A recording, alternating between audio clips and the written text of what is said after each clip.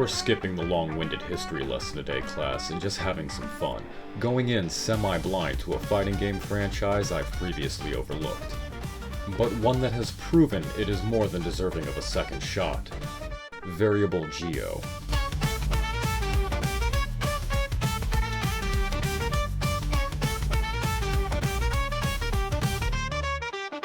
Originally a PC 98 release, the game was more about ecchi content and panty shots, which hadn't left the best impression.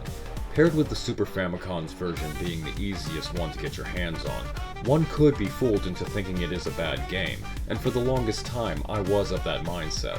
It was only several months ago when I first sat down with the OVA, while doing research for my comic, Versus, looking at martial arts themed anime with a focus on the female cast. The animation was pretty decent, and Yuri fan service is always fun, but that was about it. Nothing really special for the time. They looked bigger! Enter Variable Geo Advanced for the Sega Saturn. It's got all of the art and voice acting from the PC Engine version, but with brand new sprites, and is a game that can stand proudly next to Capcom classics from the arcade. And sure, we're talking about a bronze medal at best, but it still gets a medal. The cast is surprisingly solid, starring Yuka Takichi, Chiyomasuda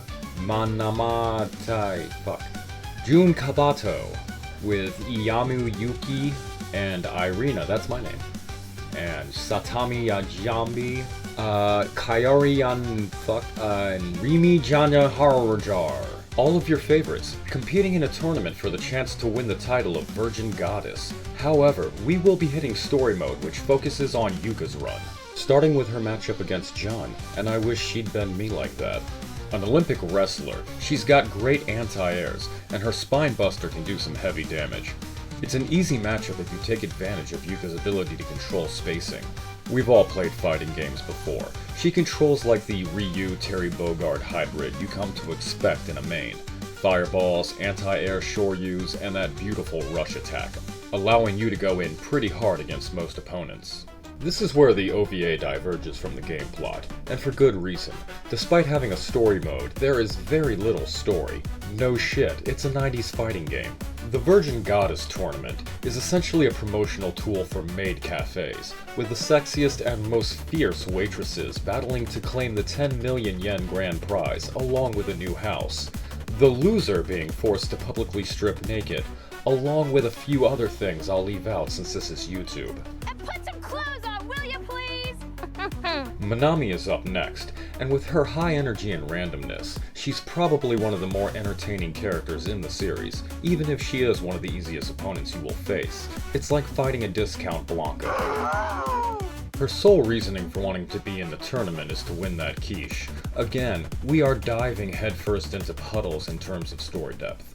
Ayaka Yuki is up next, a go-go dancer at an exclusive ladies-only club. She likes to lure creepers and stalkers into hitting on her so she can kick the shit out of them. A+. Also, she's really into girls. A++. Not much of a challenge in this variant. She seems to be top tier in the sequel, being that character everyone has to use in competitive play. Taking a moment to reflect on training with her father, Yuko is interrupted from her daydream by the Ken to her Ryu, Satomi.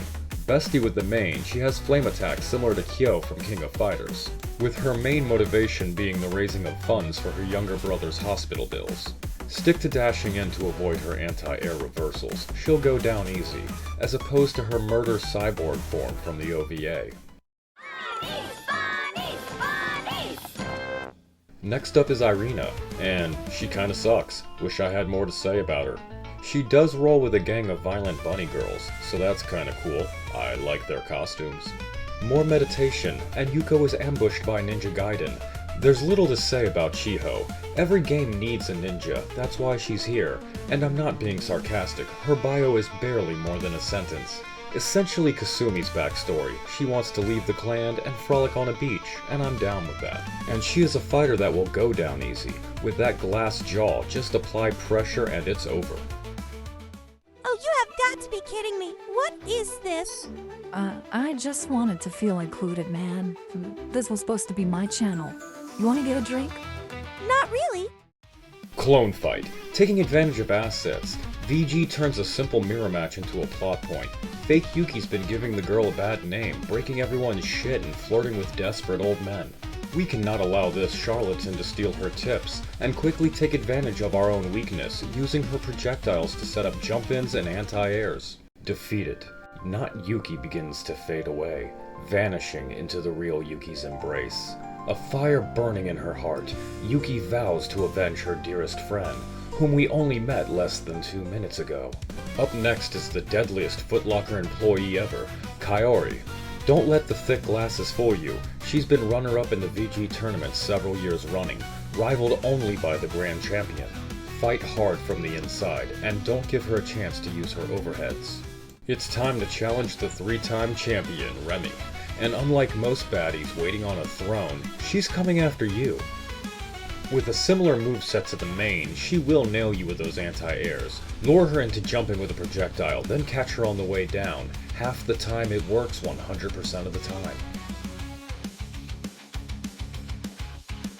Remember, this ain't basic VG, this is advanced VG, meaning Remy is not just another fighter in this version, with a richer and even more eviler CEO taking the villain role. And even worse, she's a single mother, bringing her annoying-ass kids with her everywhere. And what the fuck is a Shota doing in my Yuri game anyway? No one wants that. No pro strats here. K1 is half your size, just kick the crap out of him. And because kids suck, he quits after only 1 round. Everything seems to be wrapping up nicely when out of nowhere, twins. So we beat her up too, cause fuck them kids. Yuko is doing that Ryu walk, meaning this story is at an end, but her next challenge is only right around the corner. So where does Variable Geo Advanced actually stand? I could humor putting it next to the first release of Street Fighter Zero. And from what I've seen in footage of VG2, they upgrade the system to keep up with contemporary arcade fighters from the same time. And the game was legitimately enjoyable enough for me to consider reviewing that part in a later video. What's coming up next? Not a clue. We'll have to find out together. And with that, I will catch you in the next one.